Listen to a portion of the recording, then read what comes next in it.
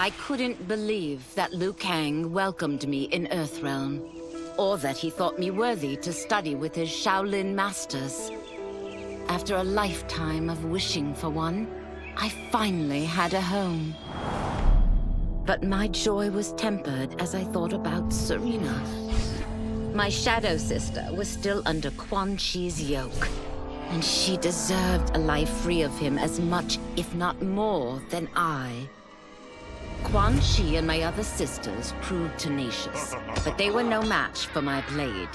I snatched Serena from them. Then Liu Kang helped me break Quan Chi's spell. Her mind free of his influence for the first time in years, Serena chose to join me in Earthrealm. My sister and I once again fight side by side. Only now we do so for Earthrealm. Together, we have formed the Order of Light.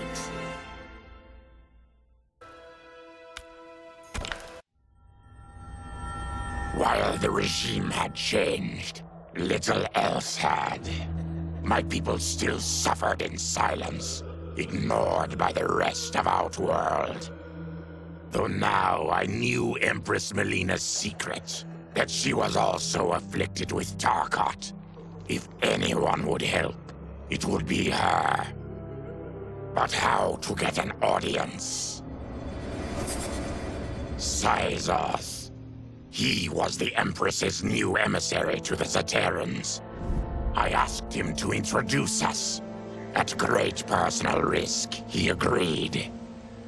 And as I'd prayed, the Empress was willing to meet. Even better, she would visit the colony. She was shocked to see how we lived. She moved quickly to provide for our care and comfort. Thanks to the Empress and Syzoth, we Tarkatans are no longer pariahs. Until our disease can be cured, that will do.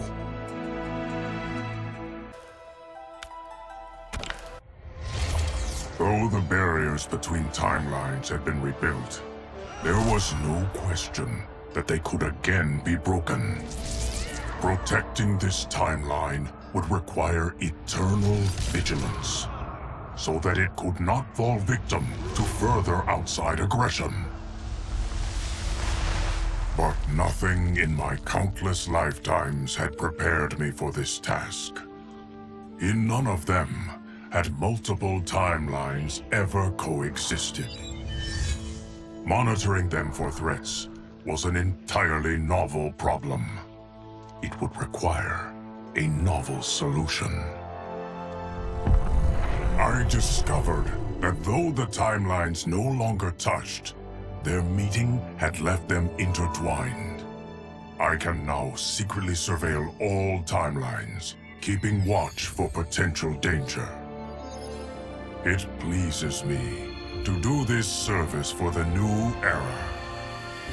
Lord Liu Kang may rest assured that it is secure.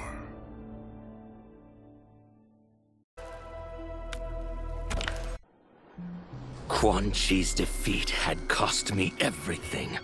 For months I had furthered his plot, and now I had to start over. Saito's people were still in chains.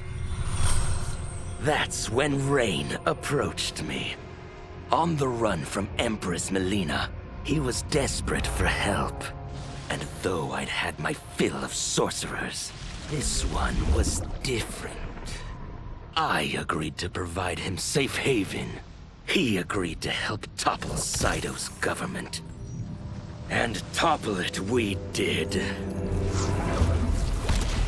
Rain summoned a wave so fast, so powerful, that it crushed the capital. Saito's fascist rulers were swept away. My people are finally free. They can chart their own course, needing only to follow their own desires. Their lives are now blessed by anarchy.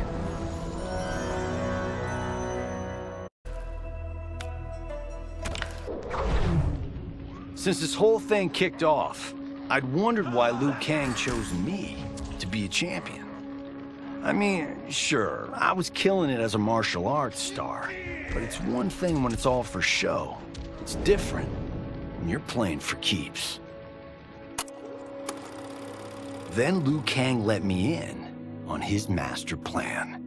He wanted the masses to know about the world beyond them, the one filled with gods and monsters, and he wanted me to tell them about it. But I knew revealing the truth all at once would be too shocking of a plot twist for most. That's why I pitched doing a bunch of stories, to slowly get people used to it. And if there's one thing I can do, besides kick ass in combat, it's build a cinematic universe. I'm serving up movies, streaming series, games, you name it. I like that I'm doing a public service. And it doesn't hurt that I'm making more than a few bucks. It's the kind of synergy that would make any studio mogul proud.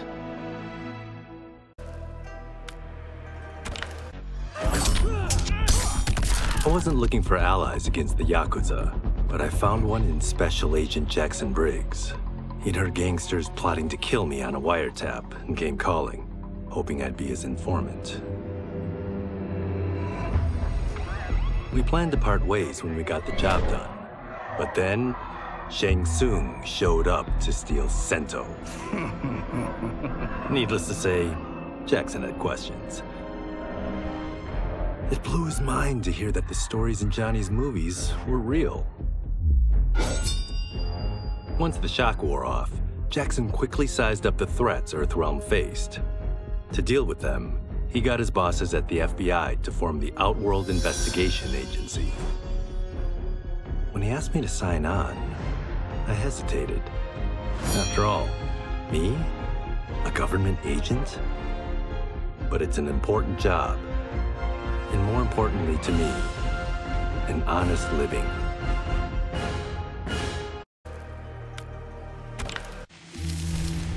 General Shao's revolt left Outworld's armies in tatters. We were vulnerable to enemies both foreign and domestic. That's why my sister asked me to take command, to stitch her military back together and purge Shao's loyalists within it. She trusted only me with the task. The soldiers, however, had little faith. They thought me a spoiled dilettante, unprepared and unfit to serve. That I could fight mattered little. All that mattered was that I wasn't one of them.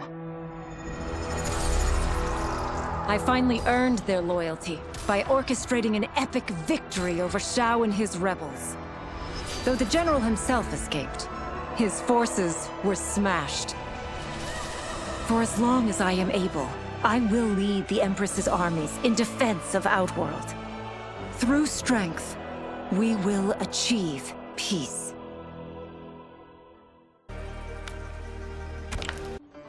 It was inevitable that the Shaolin Masters had me join them. They knew just how much future initiates could learn from me. Shujinko was one of my earliest.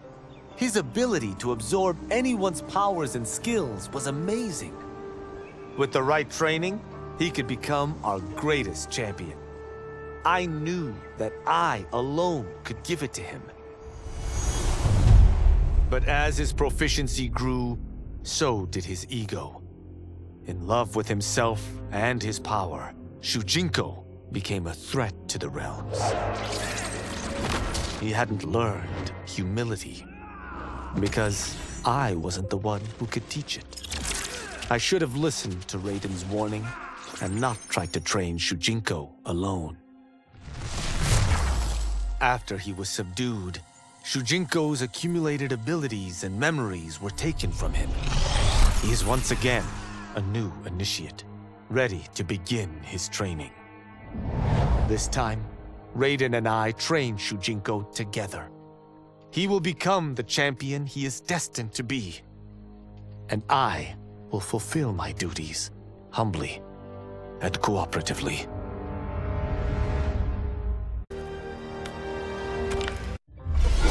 As her reign began, Empress Melina faced many challenges. To meet them, she turned to the people she trusted. Her sister to lead her army, and me to lead her Imperial police. Though I missed Empress Sindel dearly, I was glad my ties with her family had been mended. But while it was an honor to be made responsible for Outworld's internal security, I soon realized accepting the appointment was a mistake. I'm not cut out to be a bureaucrat, nor am I patient enough to navigate the Imperial Court's politics. I was at my best patrolling Sundo's streets, when I could feel the city's pulse and serve and protect its citizens directly.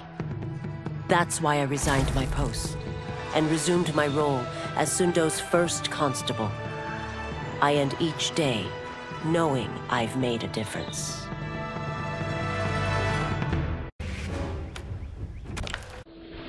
My loyal partner had warned me. Reclaiming my power as Keeper of Time might have unforeseen consequences.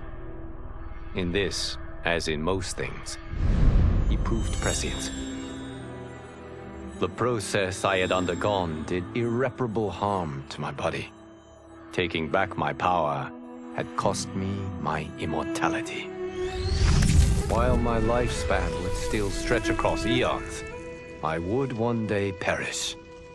And if the war with Titan Shang Tsung taught me anything, it is that this timeline is not safe without a protector. Yet I had never given thought to choosing a successor. Who is it that could replace me and protect my new era? The answer, of course, is Geras. Tireless and meticulous, he is perfectly suited to be entrusted with this grave duty. And no one knows better the temptations of the Hourglass. I have no doubt he will be above them. Though worried about how the public might react, I met with Baraka to discuss his Tarkatans. Speaking from his heart, he moved me. I agreed to visit his colony and see how his people lived. The conditions were atrocious. This was one of my mother's few mistakes. Like all Outworlders, she treated Tarkatans with scorn. What they deserved from us was compassion. And the only way to get it for them was to reveal my affliction. To show all my subjects that even an Empress could get Tarkat. The scandal my revelation caused was intense. But with the help of Kitana and Tanya, I emerged from it a stronger Empress than ever. My honesty, empathy, and resolve won over my remaining doubters. There is no longer any question that I am fit to lead the Empire.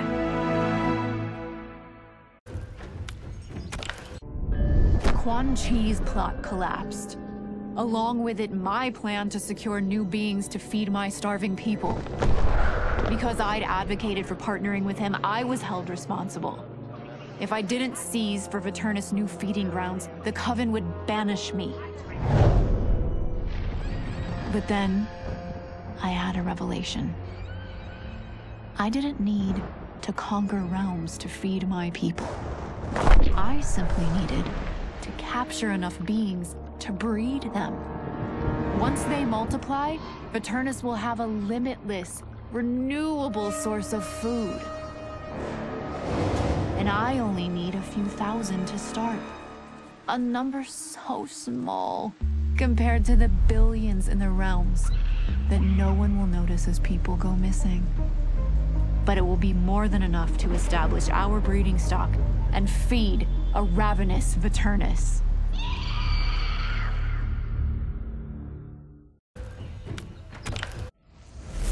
Were it not for my godly counterpart, I would not have survived the battle against Titan Shang Tsung. Meeting him, though, raised questions. Why did I replace him in this new era? Why was I made mortal? Lord Liu Kang told me of his Raiden's nobility and righteousness, about his steadfast leadership in the defense of Earthrealm.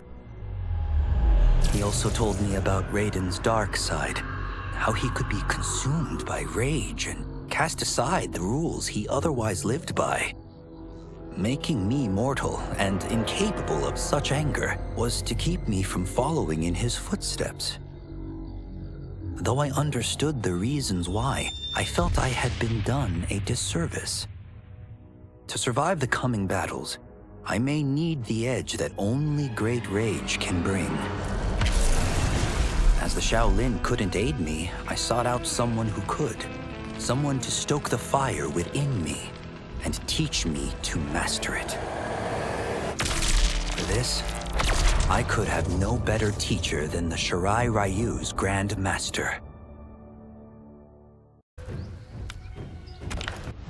To elude capture by Empress Melina, I joined Havoc's crusade in Saido. There, I summoned more magic than I thought possible, and drowned out the old regime. Havoc's longed-for anarchy had been achieved. He was more than satisfied. But I was left empty and broken. Had I been satisfied as Outworld's High Mage, not let myself be tempted by Shang Tsung, a great city would not now lay in ruins. I've caused devastation, ended thousands of lives, all because of my blind ambition. I've betrayed my oath, my sovereign, and my realm. These high crimes merit punishment, and I'll accept whatever the Empress gives me. My only ambition now is to one day be forgiven.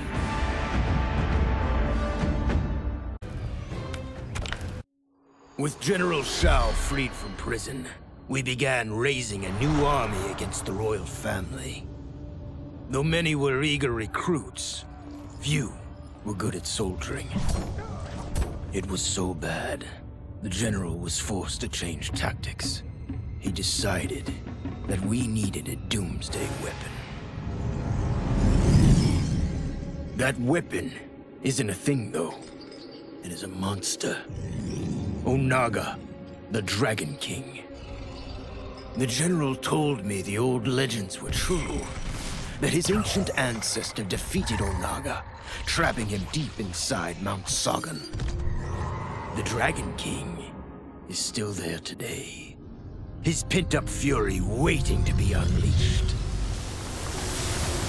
Because Onaga is so dangerous, the general wouldn't risk trying to tame him before. But now, he feels we have no choice. Though I likely won't survive, I accept this mission gladly. I can think of no greater honor than to give my life in the general's service. After fleeing Outworld, I hadn't expected to return. But then, I also hadn't expected the new Empress to make me an offer I couldn't refuse. To thank me for helping stop General Shao's rebellion, she asked me to be her emissary to the Zaterrans. Going home, bearing the seal of the royal house, I would show, once and for all, that my mutation wasn't to be feared. That it wasn't a source of shame. To my surprise, I was welcomed. But those warm smiles hid a dark secret. I stumbled upon a trove of official records, which showed that my shape-shifting ability isn't unique. Many Zaterrans are born with it, but are killed by their government to keep it from spreading. Who started this barbaric policy? Who is now enforcing it is unknown. But I will find out. And I will put an end to this madness.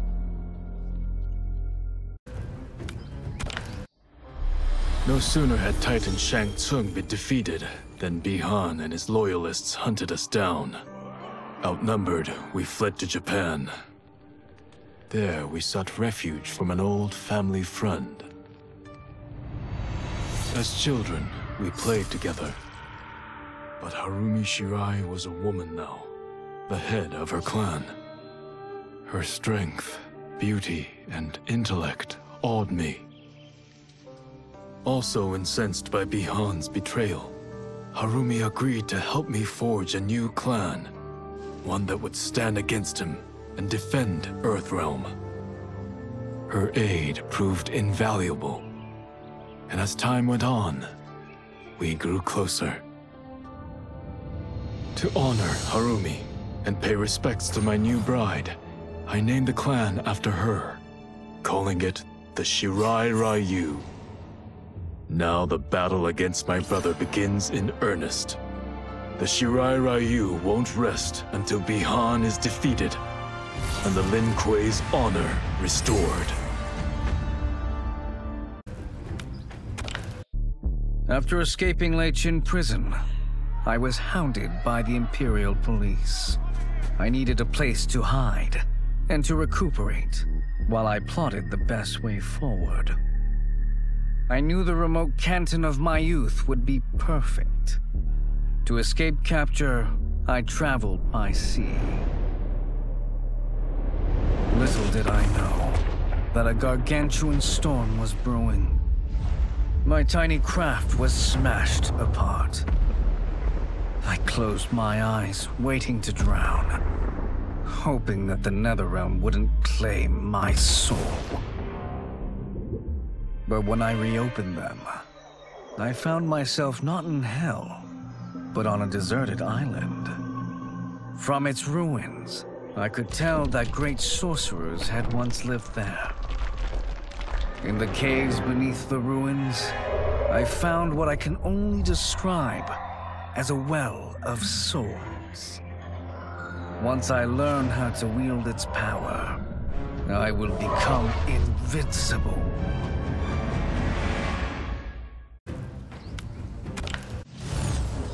The battle had been lost, but the war isn't over.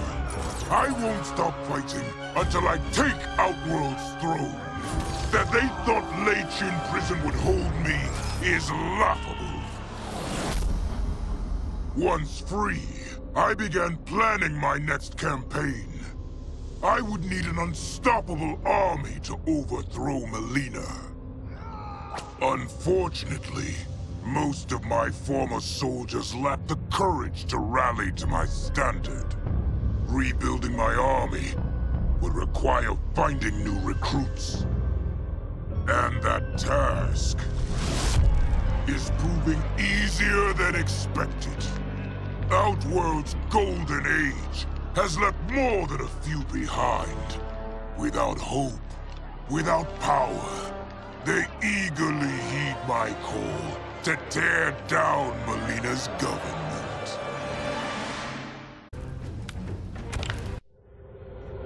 As the darkness enveloped me, I took a long last look at my family. I did not expect to see them again until their souls joined mine in the living forest. But miraculously, my beloved husband delivered me from oblivion. Though he couldn't save my body, Jared had preserved my soul. Like him and countless others, I am now a part of Ermac. Yet ours is not a peaceful repose. The collected souls within Ermac have their own needs and agendas. Before we can speak as one, we must first reach consensus. I had thought, as the former rulers of Outworld, I and Jared would hold sway. But here we are, two souls among many thousands, fighting for the right to be heard. And if there is one thing we do well together, it is fight. We will win the right to govern Ermac as we once had governed Outworld.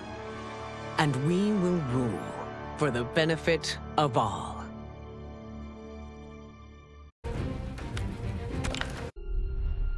Kuai Liang and I were working hard to build our new clan.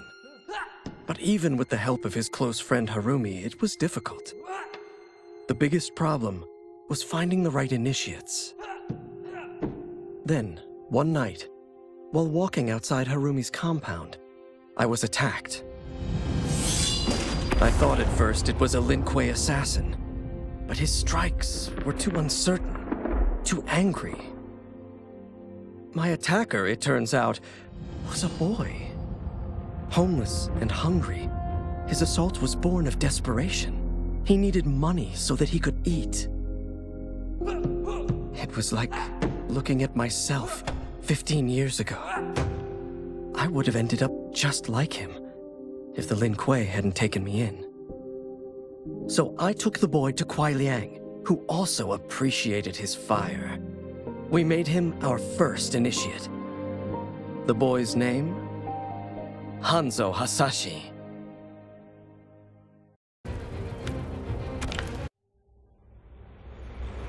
I had broken the Lin Kuei free of Liu Kang's enslavement.